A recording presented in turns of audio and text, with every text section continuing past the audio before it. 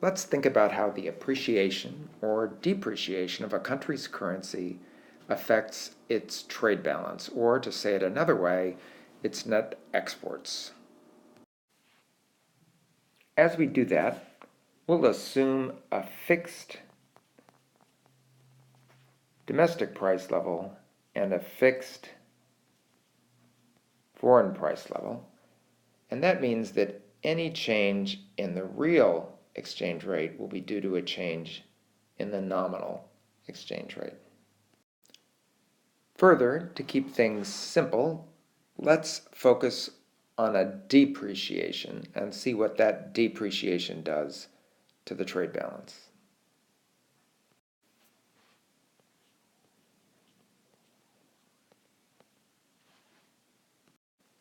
First of all, it makes possible a lower price for domestic products sold abroad, and so increases the quantity sold.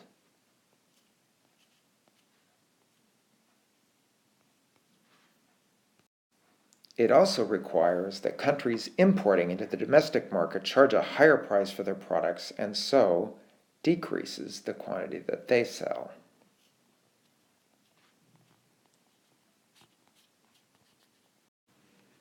However, a depreciation also increases the domestic currency value of any particular quantity of imports. That's because we divide by the new lower exchange rate to calculate the domestic currency value.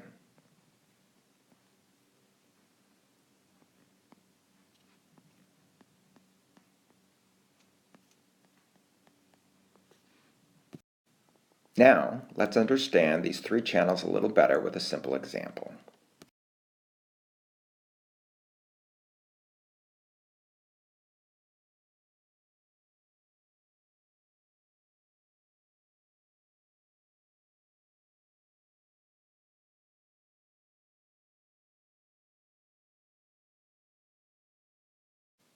Suppose we've got two countries, the US and Mexico, and suppose the US exchange rate is 20 pesos to the dollar, and suppose we're exporting $60 worth of stuff to Mexico per year, and importing 1,800 pesos worth of stuff from Mexico per year. How much are those imports worth in dollars?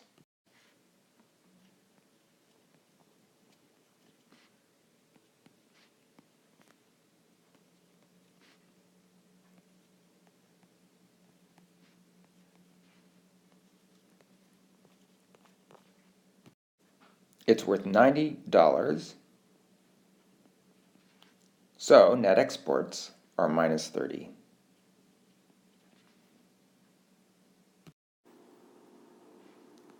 How will net exports be affected by a change in the exchange rate? Let's suppose that the dollar falls in value by 5%. There's a 5% depreciation. That means the exchange rate falls to 19 pesos to the dollar.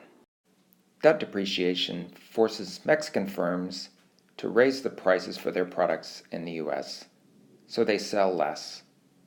But how much less? Blanchard says that it's reasonable to assume that a 1% depreciation will decrease imports by 0.8%. So, our 5% depreciation should reduce imports by 4%. And what is 4% less than 1,800?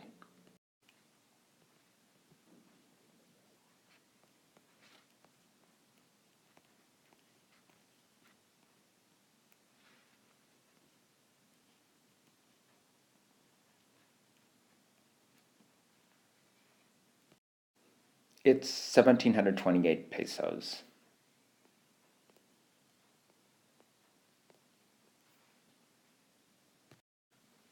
And what's the dollar value of those year 2 imports? It's just 1,728 pesos times the inverse of the new exchange rate, which is $90.95.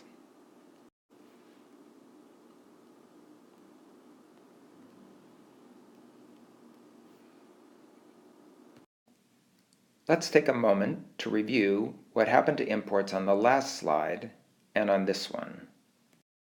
The depreciation forced Mexican firms to raise their prices in the US, and so the quantity of goods they sold fell. But the depreciation also boosted the dollar value of those goods.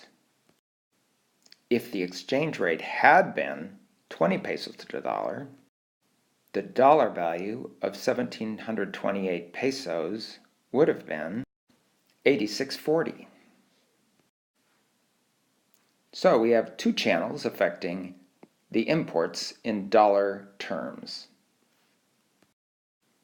One channel reflects the decline in the quantity of Mexican goods sold in the US, while the other channel reflects a rise in the value of those goods that comes with a decline in the peso-dollar rate.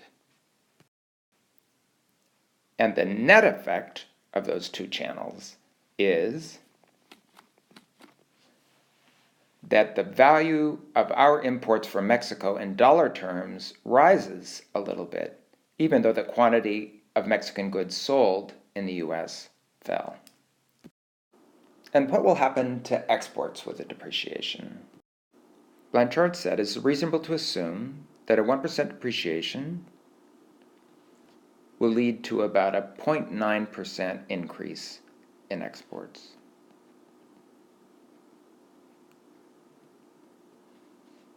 So, our 5% depreciation should lead to a 4.5% increase in exports. 1.045 times 60 equals 62.70.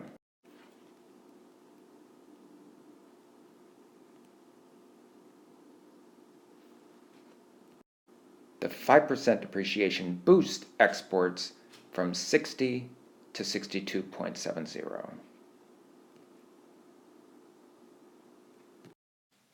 62.70 less 90.95 is minus 28.25. So, overall, we can see that the depreciation led to a decline in the trade deficit. A decline that results from a sizable boost in exports due to the depreciation, moderated by a small rise in dollar imports. Blanchard assures us that this simple example fairly represents reality. Marshall and Lerner showed that a depreciation always shrinks the trade deficit, and that an appreciation always increases it.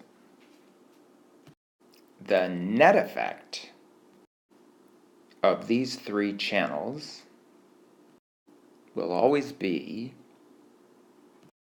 an increase in net exports. Wow!